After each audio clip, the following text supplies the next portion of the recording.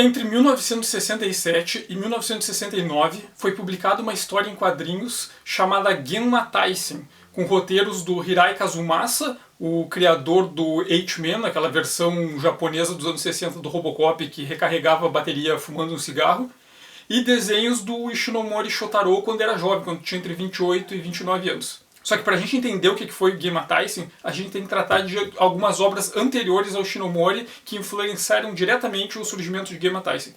A primeira delas é Mutant Sabu, que foi publicada entre 65 e 66, que é a história do Sabu, um jovem que sofre um acidente de carro.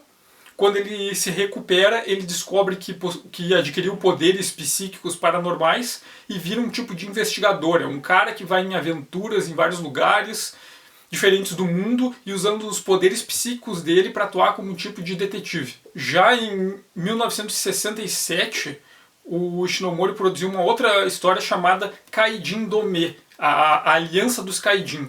Ela basicamente trata de 3 guris adolescentes que descobrem que são mutantes e têm poderes sobrenaturais, e eles são jovens problemáticos, meio rebeldes, só que tem uma organização que quer capturar eles para usar os poderes paranormais deles como arma para cometer crimes. Depois dessas obras, o Ishinomori continuou a tratar desse tema dos mutantes psíquicos com poderes paranormais. Era um tema que ele explorava bastante na juventude. Em 68, o Ishinomori produziu o Shonen Dome, que é a Aliança dos Jovens, que é basicamente um remake do Kaijin Dome, em que os jovens mutantes se encontram com o Sabu da outra história e formam um grupo que eles também têm que lidar com uma organização que está tentando manipular eles. E depois, em 73, ele retoma essas histórias em que o Sabu e o grupo dos jovens com poderes psíquicos também é perseguido por essa organização que quer controlar eles, ao mesmo tempo que aparece um líder mutante que quer arregimentar eles num grupo para eles derrubarem a humanidade e os mutantes assumirem o controle do mundo. E nessa história, o Sabu ganha poderes novos e se transforma num tipo de super-herói borboleta que é o Inazuman, que chegou até a ganhar um seriado de tokusatsu ali nos anos 70. Então basicamente o Sabu, o Kaijin Dome e o Shonen Dome são as histórias anteriores que precedem o Inazuman. Então a relevância disso tudo é que esse tema de jovens com poderes paranormais cuja uma organização está tentando controlar eles e usar eles como arma, era um tema recorrente nos trabalhos do Ishinomori na juventude dele. Já no Genma Taisen, que é a Guerra Genma, o Ishinomori e o Hirai aproveitam alguns desses pontos que o Ishinomori já tinha explorado desses trabalhos anteriores para fazer uma história nova. Basicamente, a premissa de Genma Taisen, que é a Guerra Genma, é de que a princesa da Transilvânia recebe uma mensagem telepática de que o grande rei Genma, que é uma entidade cósmica que devora mundos, está vindo para a Terra. Então ela tenta recrutar várias pessoas que têm poderes psíquicos paranormais para eles tentarem barrar essa invasão. Inclusive o protagonista, que é um garoto desse que a princesa da Transilvânia recruta, é basicamente uma releitura do protagonista do Kaijin Dome. Inclusive a capa original do volume 1 de Genma Taisen é basicamente o mesmo desenho desse personagem, só que com fundo e coadjuvantes diferentes. Tanto o Kaijin Dome quanto o Mutante Sabu e o próprio Inazuman, eles merecem um vídeo à parte, então eu vou falar deles em outra situação. Mas assim, Mutante Sabu é bem fácil de conseguir, foi publicado várias vezes. Já o Kaijin Dome é mais difícil, eu nunca vi uma reedição. Essa aqui é a edição original de 67 e eu não sei se ela foi publicada depois. Até porque o Shonen Dome e o próprio Inazuman meio que faz um reboot nessa história. Mas voltando ao Genma Taisen, a princesa da Transilvânia recruta esse grupo de jovens para eles tentarem impedir a invasão do grande rei Genma, essa entidade que quer devorar o mundo, devorar a energia vital do mundo, e que vem com o exército dos servos dele. E para isso eles fazem esse grupo de pessoas psíquicas que eles têm que recrutar em vários lugares diferentes do mundo para fazer essa resistência. Depois a história vai ficando mais complicada, envolve viagem no tempo e um monte de viagem, é uma doideira bem grande. Assim. Só que acontece que em 83 foi produzindo uma animação adaptando o início da história de Genma Taisen. E o responsável pelo design de personagens e de produção foi o Otomo Katsuhiro, o criador do Akira. Então a edição de Akira que eu tenho é aquela colorida pelo Pat Olive.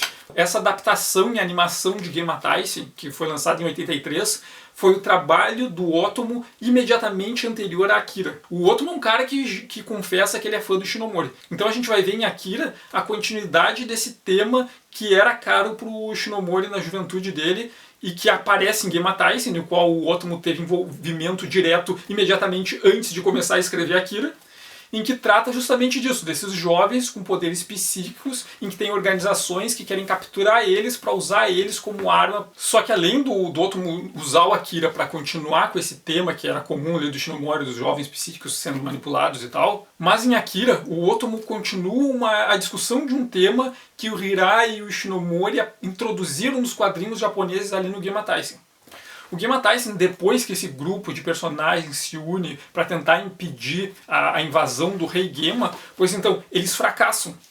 E a segunda parte da história conta o mundo pós-invasão. Então basicamente o mundo é governado, é disputado entre duas espécies, os descendentes dos servos do Gema, que vieram para a Terra e ficaram ali, e uma outra espécie que é uma evolução de macacos que ficaram inteligentes. Então tem esse grupo de símios super inteligentes e os invasores que vieram com o Gema e os descendentes dele estão numa disputa política pelo controle do mundo, e a humanidade em si foi reduzida a uma situação de povos das cavernas. Então a humanidade regrediu a um estado primitivo em que eles vivem em cavernas, sem tecnologia, mas o principal fator a definir que a humanidade entrou num estado primitivo é que eles perderam a consciência histórica. E isso é um ponto extremamente relevante na cultura japonesa.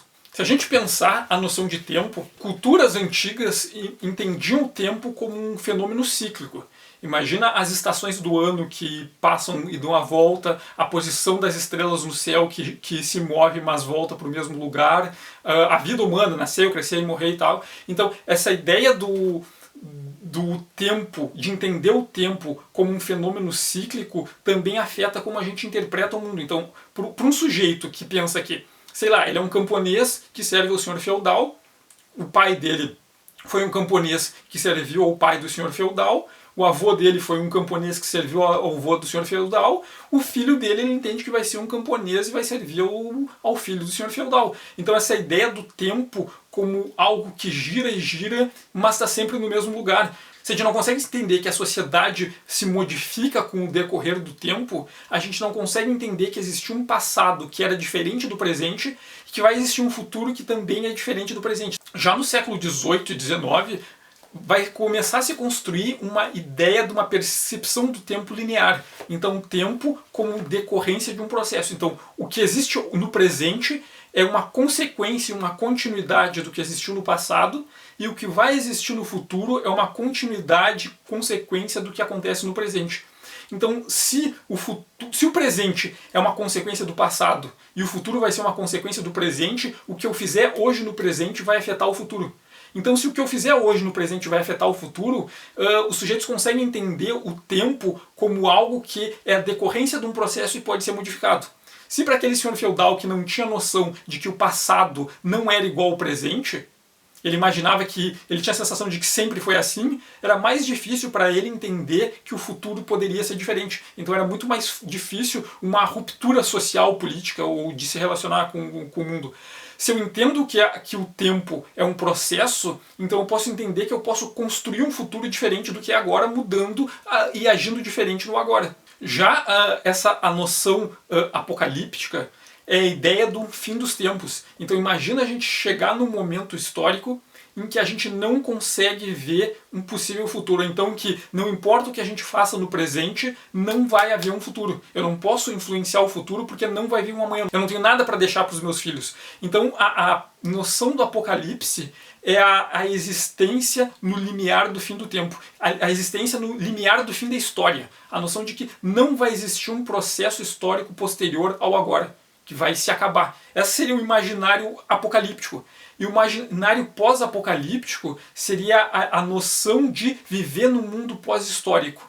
Então, imagina viver num mundo em que os sujeitos perderam toda a relação com a história. Eles não sabem o passado, eles não têm noção nenhuma do passado, de que existiu algo antes dele e de como era esse algo antes dele. Então a percepção pós-apocalíptica é viver justamente num mundo pós-histórico, em que toda a nossa relação com o passado e essa bagagem cultural que a gente usa para entender de onde nós viemos e quem nós somos é perdida. Então como é que eu vou entender minha identidade se eu não sei de onde eu vim, eu não sei o que eu sou e o que me formou assim como ele é? Então, a partir dessa noção de que o pós-apocalipse é um momento pós-histórico, então é aquela sociedade que perdeu a memória da origem dela, então ela não consegue se entender como decorrência de um processo histórico, vão ter vários autores japoneses da sociologia e da área cultural que vão levantar a teoria de que o Japão foi a primeira sociedade pós-apocalíptica da contemporaneidade. E eles vão construir isso a partir do contexto das bombas atômicas. Então, vamos imaginar o Japão da Segunda Guerra Mundial, uma criança que nasceu durante a Segunda Guerra Mundial. E essa criança nasceu em Hiroshima, onde caiu a bomba atômica e o mundo como ela conhecia deixou de existir. Pensa só, ela é uma criança, ela não teve tempo para formar, para entender que aquele mundo em que ela vive existiu muito antes dela. Os pais dela, os avós dela, os amigos, os vizinhos, conhecidos, familiares, todos eles morreram. Todos os documentos que tinham, que serviam para ajudar a construir uma noção de identidade a partir do passado, as fotografias, deixaram de existir, foram queimadas. E inclusive a própria cidade foi destruída.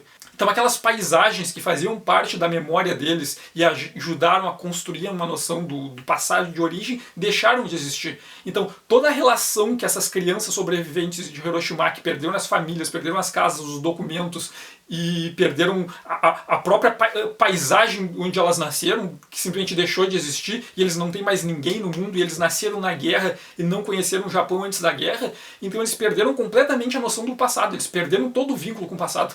Então alguns teóricos japoneses defendem de que essas crianças sobreviventes das bombas atômicas, elas viveram num contexto pós-histórico, o contexto do pós-apocalipse. Esse mundo em que todos os vínculos com o passado que ajudam a formar a identidade se perderam e sem esses vínculos o sujeito não consegue nem imaginar um futuro. E por isso que esse imaginário do pós-apocalipse é uma coisa tão presente que se repete muitas e muitas vezes na narrativa japonesa.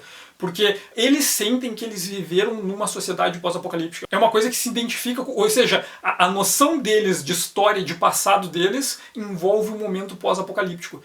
E a noção de que isso possa acontecer de novo. Então o tema do pós-apocalipse vai aparecer várias vezes. E ele vai ser introduzido nos quadrinhos justamente com Gema Tyson. Enquanto as forças políticas do mundo passam a ser esses invasores que vieram junto com o Gema, e os símios evoluídos que estão em guerra pelo controle político e econômico da Terra, os humanos voltaram a ser uma sociedade da Idade da Pedra. Então, eles não só perderam aquelas tecnologias que eles tinham, mas eles perderam o conhecimento de o que eles eram, de onde eles vieram e como eles chegaram naquela situação. Eles não sabem de onde eles vieram, eles são simplesmente caras vestidos com pele, morando em cavernas, tentando sobreviver, enquanto essas duas raças estão em guerra ali e eles estão tentando sobreviver no meio. Eles não sabem que a humanidade um dia teve o controle político e econômico do mundo. Eles não sabem que o passado foi diferente. Eles não sabem que existiu um momento antes dos símios e antes dos invasores do Gema. E esse tema o Otomo vai recuperar no Akira. Porque se a gente parar para pensar, a animação do Akira, que foi feita antes do mangá terminar, ela é o contexto apocalíptico. São aqueles personagens que estão em tensão num momento que pode levar ao fim do mundo, pode levar ao fim do processo histórico. Então eles estão naquele limiar do fim. Mas como a versão em quadrinhos continua e o Akira provoca de fato o apocalipse, o tema da narrativa em quadrinhos passa a ser justamente o Japão pós-apocalíptico. Esse Japão que perdeu o passado, perdeu as referências em quem ele é e por isso não sabe para onde ir. Quando ele mostra aquele Japão destruído, em que os sobreviventes vivem naquelas ruínas e que eles têm que mudar todo o modo de vida deles para se adaptarem e sobreviverem naquele novo contexto, o Otomo está retomando essa discussão do Hirai e do Shinomori para discutir justamente o Japão como uma sociedade pós-apocalíptica e lembrar que eles já passaram por isso e isso pode acontecer de novo. E a fonte dos poderes do Akira são justamente essa grande memória coletiva do todo, né? O poder do Akira vem da história. Então o Akira é justamente o sujeito que ele causa a ruptura, a destruição e o pós-apocalipse, é o sujeito que cria aquele rompimento com a noção e a percepção histórica, mas é um sujeito que tem o poder que vem dessa história. E a própria perda da história pode ser uma história, que é justamente o ponto que o Otomo está discutindo ali no Akira. É como o Japão ele passou por um momento, esse momento pós-apocalíptico, pós-Hiroshima e Nagasaki, em que os sujeitos perderam completamente esses elementos que ajudavam ele a construir a identidade, mas como o fato de terem perdido a identidade é um elemento que ajudou a montar a identidade do japonês pós-guerra. É como ele usa esse momento em que ele sabe que ele perdeu os vínculos com a história para ser o elemento da sua própria história. É como a perda dos vínculos do passado é um dos vínculos que o japonês tem com o passado. E como esse trauma de ter perdido esses vínculos com o passado virou um novo vínculo que aparece constantemente na cultura, nas narrativas e nas tradições culturais deles. Pós-apocalipse, o trauma do rompimento com o entendimento histórico virou algo marcante e importante na cultura e no modo como eles passaram a entender a história. Bom, dá pra discutir várias coisas a partir do Akira, mas eu queria tratar justamente de como Akira retomou esse tema importante que foi introduzido nos quadrinhos pelo Genma Tyson, pelo Hirai, pelo Ishinomori, do pós-apocalipse como um trauma na cultura japonesa, e por isso esse trauma é revivido várias vezes, ele reaparece várias vezes nas narrativas, na ficção e na cultura deles. O Mutant Sabu e o Kaijin Dome eu trato de vídeos no futuro. Eu convido vocês para acompanhar o blog no Instagram, que eu vou começar a não só divulgar os vídeos lá, mas também postar o que eu tô lendo e edições raras que por acaso eu consegui. Então eu convido para acompanharem lá no canal do Instagram. Peço que curtam e compartilhem e sigam aqui o canal. E obrigado e até o próximo vídeo.